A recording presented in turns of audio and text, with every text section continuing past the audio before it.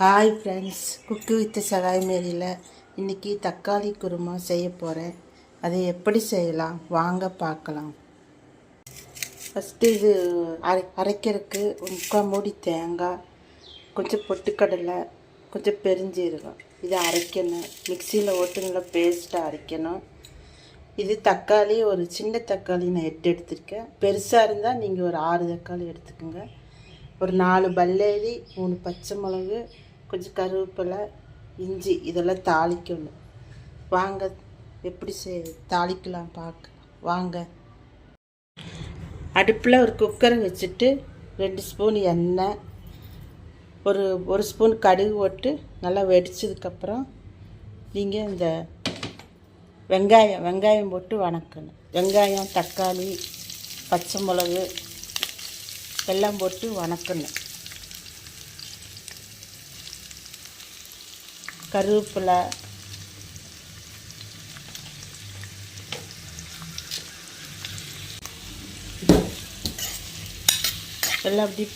எல்லாம் போட்டு நல்லா வணங்கி வரணும். இது கொஞ்சம் வணங்கினா போது, ரொம்ப வணங்க வேண்டாம். இங்கே அடுத்து தக்காளி ஓட்டு வணக்கணும். நான் அறுத்து வச்ச தக்காளி வெட்டி வச்சு இதெல்லாம் போட்டு நல்லா வணக்கணும். ஒரு 5 மினிட்ஸ் வணங்கி வரும்போது ஒரு 5 மினிட்ஸ் குக்கரை மூடி வச்சுக்கிட்டு அப்புறம் ஓப்பன் பண்ணுங்க. 1 ஸ்பூன் மஞ்சத்தூள் போட்டுக்குங்க. மஞ்சத்தூள், உப்பு வந்து உங்கள் தேவைக்கு அளவு போட்டுக்குங்க. போட்டு கொஞ்சம் தண்ணி ஊற்றி கொஞ்சம் வேகணும்.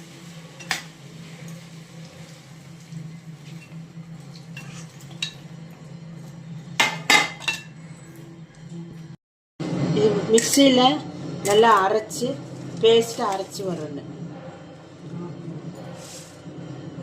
மாதிரி கொஞ்சம் வெந்ததுக்கப்புறம் நீங்கள் ஒரு 5 மினிட்ஸ் ஒரு 10 மினிட்ஸ் வந்ததுக்கப்புறம் நீங்கள் வந்து இந்த அரைச்சி பேஸ்ட்டு இதில் போடணும். தேங்காய், பெருஞ்சீரகம், பொட்டுக்கடலை அரைச்சதை இதில் போடணும்.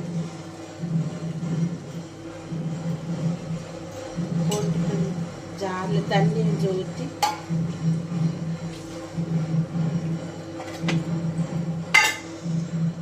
உப்பு, காரம் எல்லாம் அளவு நீங்கள் பார்த்துக்குங்க. உங்கள் அளவுக்கு எவ்வளவோ அவ்வளோ போட்டுக்குங்க. போட்டு குக்கரை மூடி ஒரு 5 விசில் விடுங்க. மிளகாத்தூள் 1 ஸ்பூனு, உங்களுக்கு தேவை காரத்துக்கு அளவு நீ சேர்த்து நல்லா இலக்கிட்டு ஒரு 4 விசில் விட்டுருங்க. ஒரு 4 விசில் விட்டு குக்கரை ஓப்பன் பண்ணி இந்த மாதிரி குருமா ரெடியாகிடுச்சு.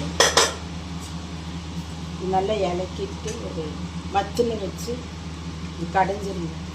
தக்காளி எல்லாம் உடையணும். இது ஒரு கடை அடைஞ்சிட்டு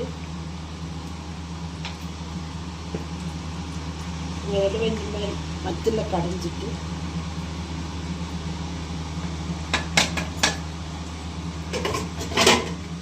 மல்லித்தலை லாஸ்ட்டாக மல்லித்தலை தூள் போடணும்.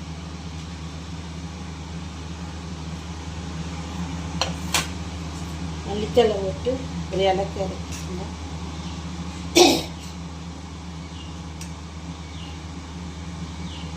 இலக்கி உப்பு காரெல்லாம் பார்த்துக்குங்க. உங்கள் அளவுக்கு எவ்வளோ தேவையோ அவ்வளோ போட்டுக்குங்க.